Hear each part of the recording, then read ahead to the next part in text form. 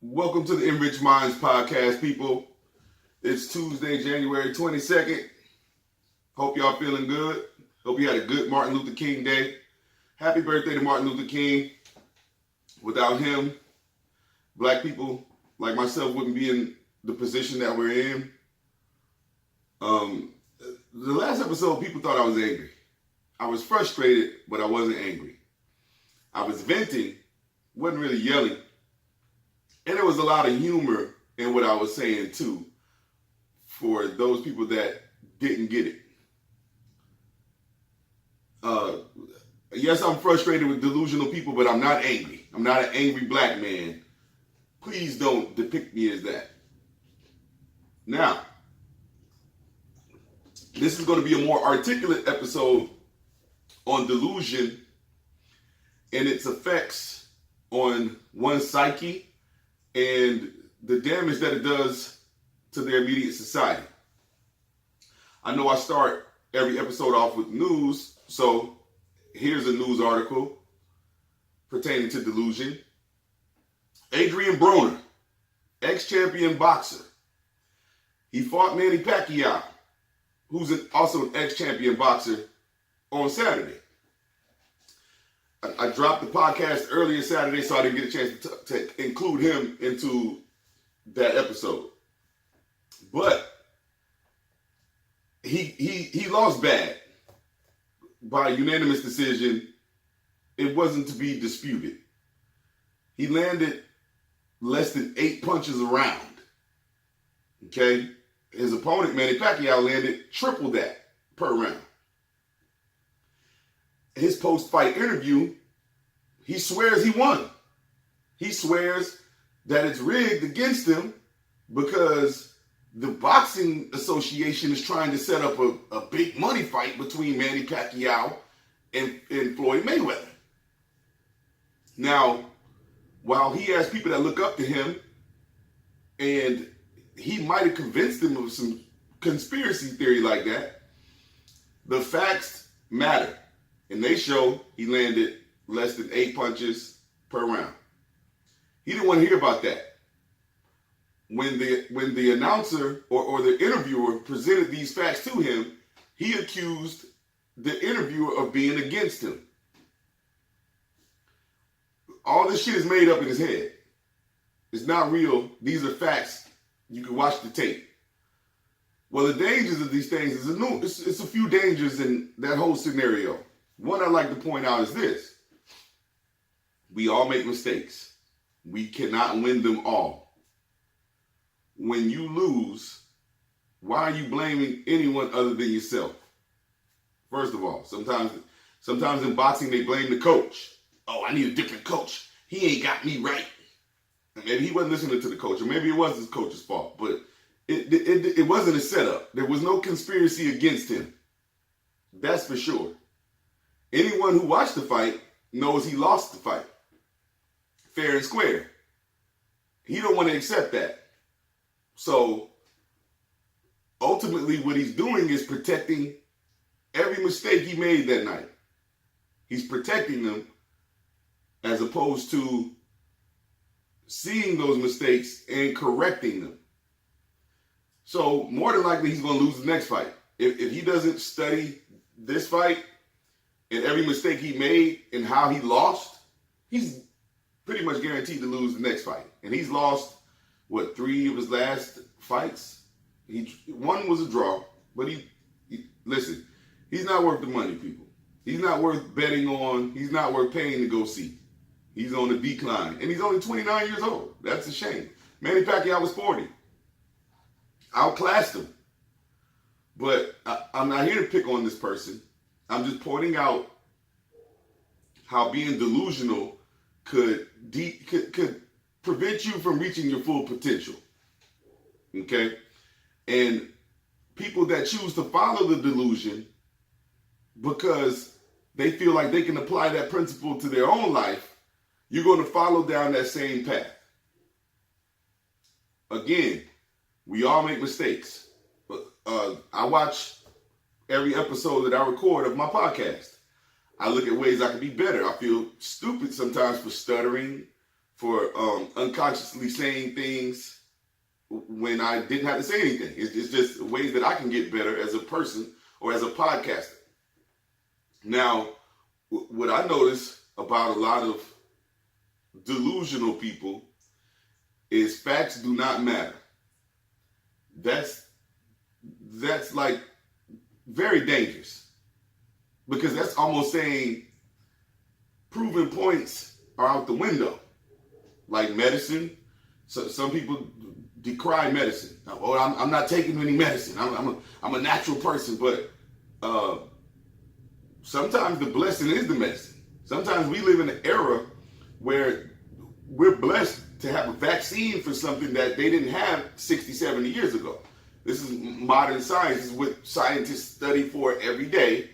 But, when you start to broaden it out into conspiracy theory, someone who needs that vaccine might be afraid to take it, might not, we all have the choice to believe what we want to believe. And this is the dangerous part, is that people now, more than ever, are choosing to believe things based on no facts. We're in a day and age where facts do not matter, where a kid can literally do nothing in school and the teacher cannot give that kid a 0. This is a part of the waning of society. Now, children are growing up where their parents are not applying facts to raising them, to their upbringing. It's all about whatever you want. If you want a piece of cake, you can have a piece of cake. It has nothing to do with the health issues that it could cause, such as a lot of young kids now have diabetes. They're having health issues now at an early age. There's no accountability in children. If a teacher accuses a child of something, the parent would defend the kid. And the parent would say, my kid cannot do anything wrong. And this kid grows up believing that. Therefore, when the kid faces opposition, the kid hasn't built up a thick enough skin to accept it. Hence, a spike in suicides amongst the young society today. And this is all because of people omitting facts. Chastising someone is necessary. There was a saying that parents used to use when I was growing up. When it was time to give you a whooping, they would say, this is going to hurt me more than it hurts you. Now, what do they mean by that? Of course, it's not physical. It's emotional. Emotionally, they don't want to hurt you. They don't want to hear you cry in pain. But they need to inflict some sort of punishment to make you think twice about doing something stupid later. It's a correction. And I was having a conversation with a woman last summer, something like this. And she was talking about how you shouldn't chastise a dog physically. I told her I spanked every dog I've ever had, I spanked my dog. I didn't beat my dog. I spanked my dogs. My dogs love me. My dogs and I have a great bond. And she told me that she grabs her dog by his face and she gives him a good talking to. That's her preferred method of correction. So I asked her, it came out later in the conversation that her dog did pretty much whatever it wanted to do. But I asked her this. I asked her, has she ever saw a litter of puppies interact with the mother? And she says no. And this is what I had to explain to her, because I bred dogs before. I breed German Shepherds. And I would study their interactions. And this is what I told her. When the puppy gets out of line, dogs don't speak English. They don't speak verbally other than barking, to that matter. Well, the mama dog can't grab that puppy by the face and give him a good talking to. She can't do that. So how does she correct the puppy? She nips it. she nips it with her teeth. It hurts the puppy. It's not brutal. It's not killing the puppy. It's correcting the puppy. And the puppy falls in line, and the puppy knows when it gets out of line, it's going to have to suffer those consequences. So the puppy will think twice before falling out of line. And it made her think. She stopped and she thought about it. Because it's a fact. Animals chastise each other. Animals don't speak a verbal language often. They have cat calls and, wolves howl, but that's not correcting each other.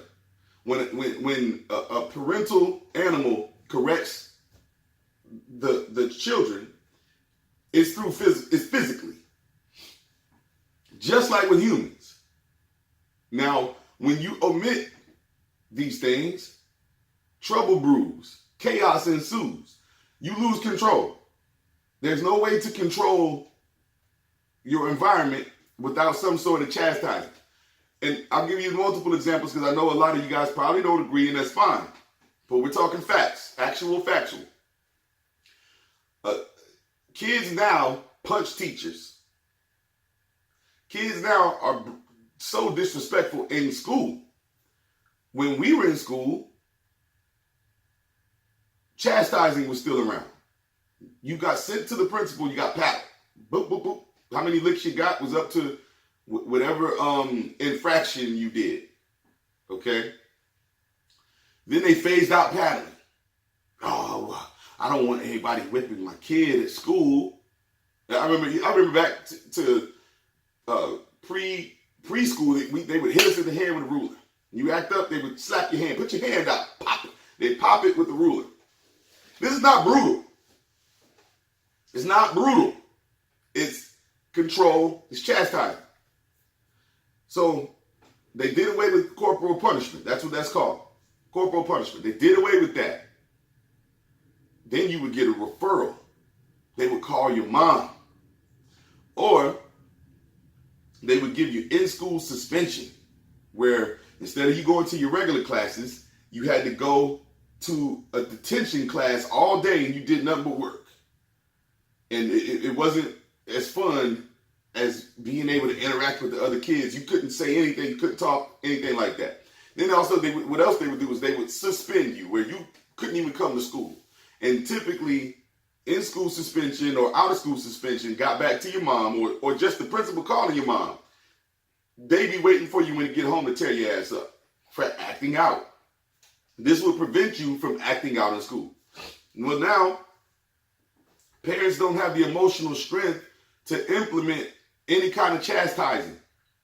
Therefore, these schools have become chaotic and the kids run the schools.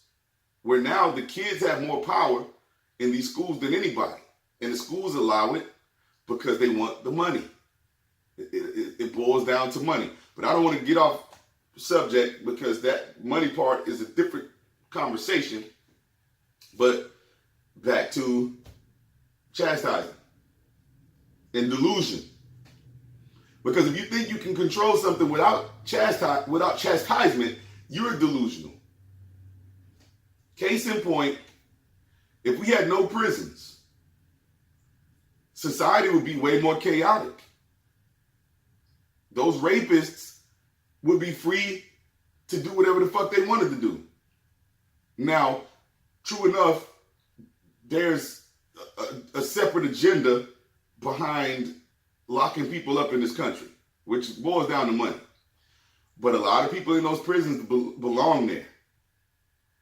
A lot of those mass murderers, if there was no prison, they would be free reign to just kill whoever they want to kill, rape whoever they want to rape, steal whatever they want to steal. Without some sort of punishment, society would be chaotic. And this is why a lot of people's homes are chaotic. And why a lot of people's lives are chaotic. Because they don't have the power to implement any type of punishment to people in their life that they're supposed to have some sort of control over or with. So it's all chaos. So to think that you can control anything without it, you have to be delusional. and the proof is in the pudding, but a lot of you guys feel like you can stick your fingers in your ears and close your eyes and it's not happening. So this leads to a lot of depression, a lot of drug use, a lot of drinking, and a lot of avoidance. So I'm not here to talk about the downsides. I'm not here to just focus on the negative parts. I want to help whoever might be listening see a different path from depression, from anxiety. And, you can reach your full potential. But the first thing you have to do is accept the mistakes that you've made. Accept that your mentality might be wrong. Accept that you should keep an open eye or open ears and learn more. This is step one. Because the more you avoid it, the more you're going to continue whatever mistakes you've been making. It's inevitable. You will repeat the mistake, and it will become a behavior. It's not a mistake anymore. It's a behavior. The fact that you might think that you don't need to change or it's not that bad, I call it minimizing the mistake. So a lot of people will say, oh, I know I made a mistake, but I'm not as bad as this person. Or my mistake isn't that bad. But it's a mistake, though, that ought to be corrected. But when you minimize it, you're essentially saying it's not that important of a mistake to correct. So I get a pass for being wrong. And basically, you're protecting your ego. You're protecting your emotions. Emotionally, you feel so bad that you made a mistake that you don't want to accept it. You want to fix it. I feel bad, so I don't want to feel like this. So did I really make a mistake? Well, come on. It's not that bad, but it's a mistake. Why wouldn't you want to live to your full potential? Why wouldn't you want to not repeat something that made you feel bad? We all feel bad when we make mistakes. We look stupid. It's a part of human nature. When you avoid the mistake and you avoid facing it, confronting it, you repeat it. So the same feeling that you had when you made a mistake last week, you're going to have it again next week because you're going to repeat the mistake because you're not analyzing how to stop it.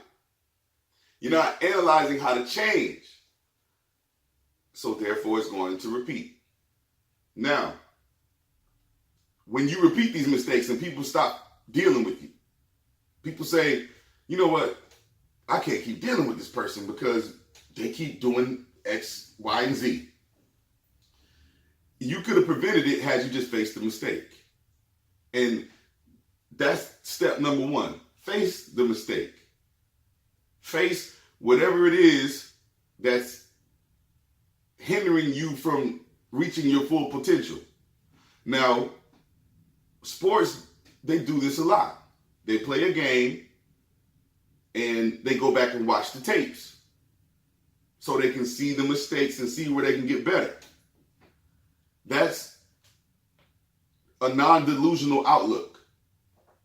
They would be delusional to say, we won the game, we didn't make any mistakes, so we don't have to watch a tape. That's just not true. There's always room for improvement. And there's no reason to believe you're the exception. Now, I spoke yesterday about women believing in the Disney movies and believing that they're just going to put their foot in the glass slipper and live happily ever after. Or, of course, that's figuratively. But a lot of women think they're just going to meet this knight in shining armor and their whole life is going to change. And so the last episode, I was asking, have you ever thought about what the knight in shining armor wants? And the reason why I asked that question is not to belittle you or to ridicule you if you believe that someone's out there like that. I'm not here to ridicule anybody. What I'm here to ask you is, you have to give just as you plan to receive. Now, this depiction of, or this idea of a knight in shining armor pops up where this person is just going to accept you as you are. And there's nothing you have to do except breathe to receive love from this person. And this is the delusional part that I'm speaking about. Because the knight in shining armor wants things just like you do. Everybody wants something. But Disney perpetuates an idea of just because a woman is who she is, she's going to be a prince. She's going to go from a housemaid to a princess or a queen and live happily ever after. There's never any effort that a woman has to put in these Disney movies. None. Other than getting dressed and being at the right place at the right time. And this is a perpetuation of delusion. Now, if you look at a lot of Hollywood movies, I didn't say all, I said a lot. All the woman simply has to do is exist. And the man has to do literally all the work, to the point where they'll have us in the movie standing out in the rain. And so in real life, women believe that I'm going to be standing outside in the rain, throwing rocks at the window, begging her to take me back, or telling her, I've been looking for you forever. I love you. This is not reality. True enough, you might have two people that met and instant chemistry struck, and they've been married 80 years, and they died on the same day. That's just like, to believe that's going to happen to you is just like believing you're going to hit the lottery. Now, there's a chance you can hit the lottery, but it's a fat chance. And you don't want to quit your job and put all your eggs on winning the lottery. You don't want to design your future based on hitting the lottery. And so what I'm saying is, men and women alike, you might miss, because this goes both ways, but I'm speaking about the delusional part from a Disney standpoint. But I'm not saying all women are delusional. But this goes for men and it goes for women. You might miss out on the person of your dreams because you weren't willing to put in any effort. Because you convinced yourself that this person ought to chase you because you believe in a lot of fantastic stories where some man just can, you believe in a lot of fantastic stories where men chase women or a woman chases a man, and basically everything is designed for you to win. Everything is designed for you to receive. You did absolutely nothing but existed, and this person pursued you until you said yes. A lot of those relationships that happen like that ends up with one of you guys not being happy. It doesn't end up in both of y'all happy. Both of y'all are in love. Typically, scenarios like that, one's more in love than the other. The other one might not even be in love. I spoke to several women that were married in the decades. And I asked them, and they divorced, or they broke up, and I said, well, when did you fall out of love? A lot of them said, I never was in love. They just did it. And I don't want to get into why they did it. That's a whole nother conversation, but this is where delusion will lead you, where you spent all this time with somebody and you never really was in love with the person. So you never really felt the joy of being in love and that person loving you back. Where that love is a two-way street. Everybody's got to put in something. Nothing from nothing leaves nothing. I spoke about this in the last episode, but the delivery might have been misconstrued. And so this is the clarification for it. And hopefully it helps somebody out there where you realize, man, I might have to do something. And you'll both learn a lot about each other. Because I will tell you this, how would you feel if you were constantly calling this person and that person never called you back? The person never called you, let's say this. The person will answer when you call, but unless you call, you don't talk. Do you believe that that person is thinking about you like you're thinking about them? What constitutes truth and false? Because if you watch someone's actions, you'll learn a lot. People will tell you anything. But what are the actions telling you? And this is how you can separate the delusion. Now, we've all really, really liked somebody that we met. And in our mind, we already planned out the future. I'm going to marry this person and I can see myself doing X, Y, and Z with this person. But what is that person's mindset? What do they see? They might see you as temporary. They might see you as fun. But sometimes what we call red flags, that you guys aren't on the same page, they come up, but they're ignored because just the thought of losing that person hurts you emotionally. So what do? We avoid thinking about the red flags. I don't even want to deal with that right now. I want to live in the moment. I'm feeling so good right now. This person makes me feel so good. I just want to live in this moment. Well, you just want to avoid reality because reality can be painful. Hence the term, the truth hurts. The truth only hurts when it's something you don't want to hear. If the person that you're in love with tells you the truth and says, I love you, that does not hurt. That feels amazing. But when that person tells you, I'm not in love with you, that's when it hurts. It's something you just simply don't want to hear. When you're wrong and it's the truth, you simply don't want to hear it. But if you're right, if someone tells you, you know what, man, I listened to you and you were right, and I'm successful because of you, that doesn't hurt. That feels amazing. So you can control the level of pain that you're going to receive in life by doing the right thing. Sometimes doing the right thing is going to hurt.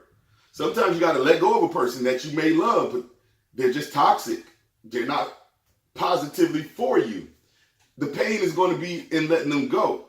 But you're not going to look stupid when it's all said and done. You're going to look like a strong person that's going to do what's best for you. And it makes me, I have a few questions for the universe, but one of the questions that I have for the universe is, why are people so attracted to what's wrong for them? What I mean by that is, greasy food is attractive. Tastes so amazing. I'm on a rip diet. I'm trying to get the six pack and the sexy shit. So I gotta eat chicken breast, fish, veggies, low carbs. Shit is boring. Shit is devastating. I'm craving everything I should. Philly cheesesteak. Some of those little donuts with the it's not coconut. I can't even describe it, but all the bad shit I got a taste for at this very moment. I love it. And us as society, we're so attracted to what's wrong for us. So a lot of people will make bad decisions, or you know, when you're a kid, you sneak out the house. It felt so fucking good. It didn't feel good doing what your mom told you to do. It felt good being bad. It was exciting. Oh shit. When you go ring the doorbell and run away, that shit felt good. That we consider that fun. The things that we knew we shouldn't be doing, we consider that fun. And a lot of the times, the mentality is still around. It hasn't went away. And I don't know the answer to it. It's just a question I have for the universe. Why? Why is doing the wrong thing so easy? We just easily do the wrong thing. it's easy to say you're going to lose weight, or say you're going to work out, but you just stay on the couch. That's easy. It's hard to get up and take your ass in the gym and inflict pain on your body. And it's just a part of the human psyche that I wonder about. Hopefully one day I can have an answer, or someone will enlighten me, someone with way more education. I don't have formal education. So, this is just for me studying life, being a student of myself, of correcting myself. And so I dealt with anxiety before. And how I overcame anxiety was I stopped caring about the shit that was giving me anxiety, because most of it was bullshit. It was things that didn't matter. When you break life down to the basics, you're going to stop worrying about a lot of other shit, because you got food, you got shelter. It doesn't matter if it's a mansion. It doesn't matter if you're wearing Gucci and everybody else is wearing Gucci. But when you start caring about that, when you start caring about, I want Gucci, I need that because I want to be accepted in these circles, this is where you start adding unnecessary pressure on yourself. I don't want to get off track of delusion. I want to stay on track, but you know what I'm saying. You guys aren't stupid. You understand? Most people are not stupid. Some people are the exception. It's an unfortunate part of reality where their microprocessors don't work as fast as others. But you're not dumb. You see red flags. You avoid them. That's when you enter delusion. When you don't want to accept 2 + 2 is 4 anymore. You want to question, why is 2 + 2 4? Well, who says so? Because 2 + 2 can be whatever I really want it to be. A lot of people kill me saying with this statement of, I'm living my truth. She's living her truth. He's living his truth. No, the truth is the truth. The truth is not personal. Gravity, no matter whether you believe in gravity or not, exists. You don't have to believe in gravity. Does that mean you're living your truth? It means you're living a lie, because gravity is very fucking real. So we have to be careful with the way we confuse ourselves. We choose to enter a delusion because you just start thinking that whatever you believe is true. And it's just not, people. Whatever you believe is not true. And you'll alleviate a lot of problems in your life if you accept that fact, that just because you believe it doesn't mean it's true. And I want to see everybody prosper. I want to see everybody reach their full potential. I want to see society heal and help each other, just like we do in a natural disaster.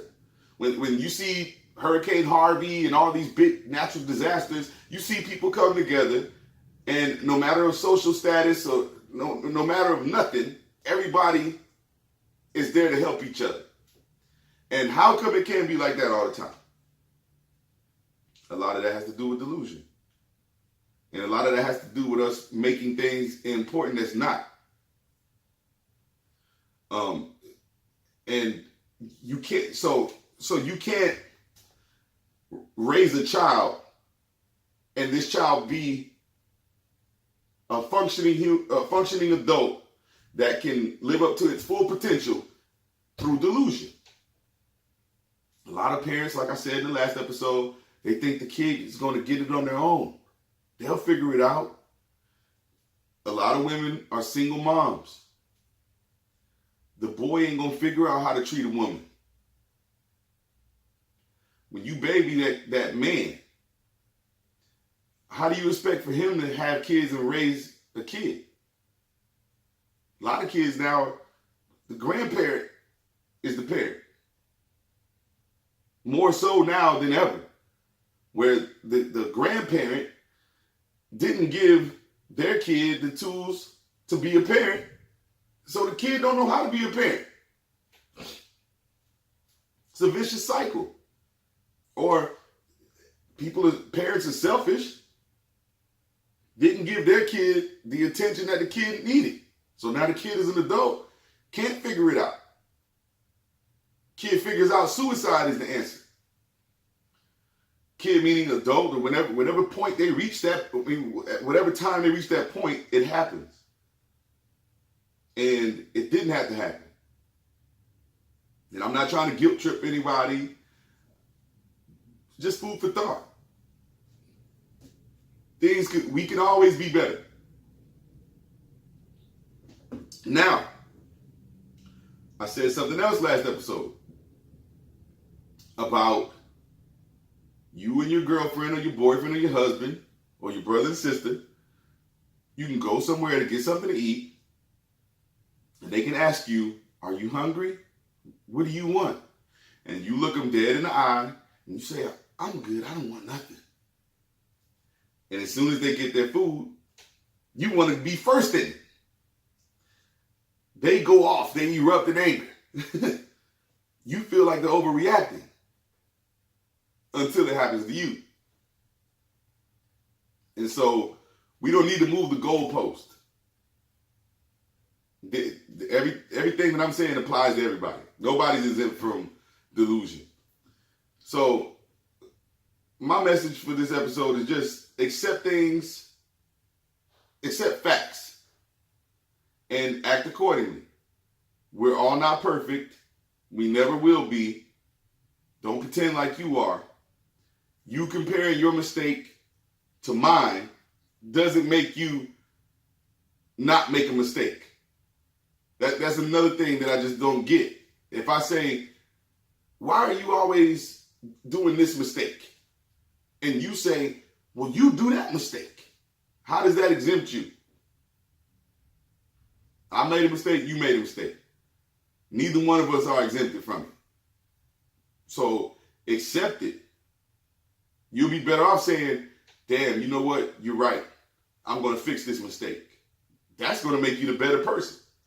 Since you want to compare yourself to people all the time and you say, well, I'm not as bad as that person. And, oh, yeah, I might have did this, but this person over here did it way worse. Look at what they're doing. You fixing your mistake will make you who you really want to be. You not repeating the mistake. So let's not be delusional. And I'd like to hear your comments. Peace.